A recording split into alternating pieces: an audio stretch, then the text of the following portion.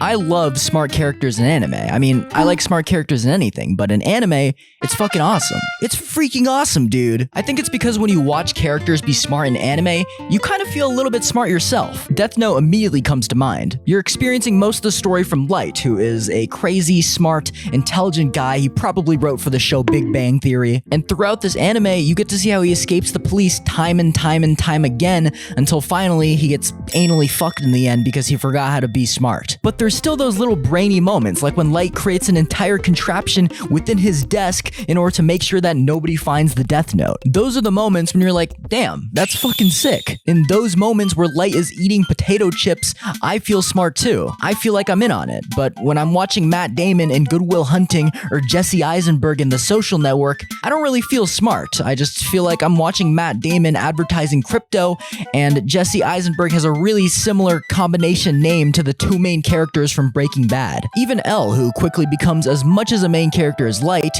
even he is fun as fuck to watch. And I would argue that L makes Death Note. I know that's not a very hot take, I'm not setting any forest fires, but why exactly is that the case? 2 words: prodigious encephalon. That means it's big brain in Spanish. Unlike Light, L as a character is just supposed to be flaunting intelligence. That's like his one trait that you can easily latch onto. Light is smart, but he's greedy, he's narcissistic, he thinks he's God, and that makes him complex, but L is just smart. He's stupidly smart. From broadcasting the news in a specific region in order to pin down the location of Kira to eating all the ice cream in the fridge, I know you're watching. The way he steadily narrows in on Light in this cat and mouse game that they play for like half the series, it's awesome. I love it. I love anime. I love anime. I love anime. I love anime. I love anime. I love anime. I love anime. I love anime. I love anime. I love anime. I love anime. I love anime.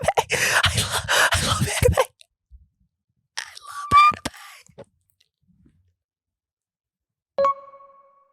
Another smart character I really liked growing up was Edward Elric from Fullmetal Alchemist. I looked up to this motherfucker so hard, I used to literally draw alchemy circles in my backyard with chalk. I literally wanted to be Fullmetal Alchemist. I think that what captivates me so much about Ed's smartness is that there's a lot of fucking cynicism attached to it. This guy is one cynical motherfucker. He's like the original atheist, the first one. And the reason for that is mostly because he failed to revive his dead mom. So then when this girl wants to revive her dead boyfriend, Ed's just like, dum dum dee dum dum dum dee dum dum. That's not gonna work. Boom, now she's in fucking tears. Thanks, Ed. You told her the answer to Radical 27 simplified. And also, everybody talks about the dog episode. You know the episode, the one with that person, Edward.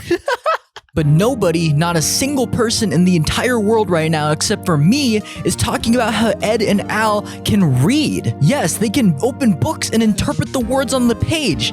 It's amazing, and they make it look really fucking cool. I genuinely love these scenes where they're just reading and reading and reading in order to find out more information about the Philosopher's Stone. Watching them read makes me want to read, and I barely like reading. Reading literally died for me in the 4th grade when I couldn't figure out pirate speak in Treasure Island. But this was not so easily answered. There had come many from north, 7 by the squire's computation. Squire? Just the idea that Ed and Al are like scientists and they're constantly pursuing knowledge throughout the entire series. Even now, it feels like a breath of fresh air from the amount of brain-dead copy and paste, I'm a dumbass but I'm also sort of cool and carefree.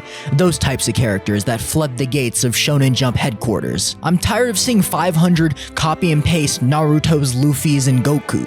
I want that good shit. That shit where the character knows exactly what they're doing. So much so that they literally have the stupid anime glasses that flicker in the light. But not that one. No, not that one, not that one, not that one. And that brings me to Senku from Dr. Stone, because this motherfucker is badass. I'm not gonna claim that Dr. Stone has the best story in the world, or that it even makes that much sense. I'm pretty sure it gets into some weird time travel space shit. But what I will say is that watching Senku build up society from the ground up like he's on some Minecraft Dragon Quest Builders Factorio type beat, it's actually super fun to watch. I've never really been into those primitive building type videos, but I think it hits the same spot where you're getting floods of dopamine from watching somebody build something out of nothing. However, it's amplified by the fact that Senku is a stupidly knowledgeable protagonist. This dude literally kept the time in his head while he was frozen for years and years and years and years until finally his pizza rolls were done. Everything that he builds is explained with a high degree of detail. Like, it's very very normal for them to just start throwing out the names of chemical compounds. In my head, the only two people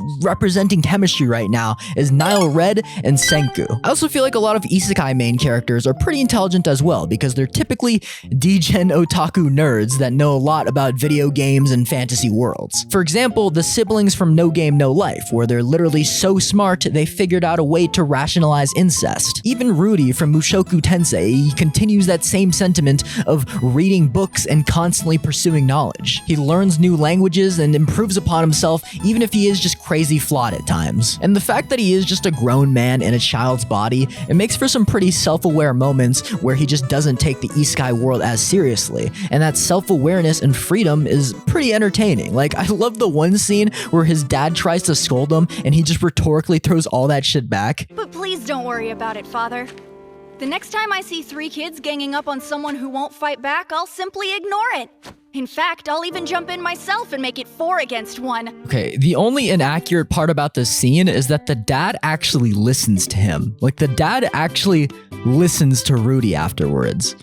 This would not happen in real life. The dad would just beat his fucking ass for saying that shit.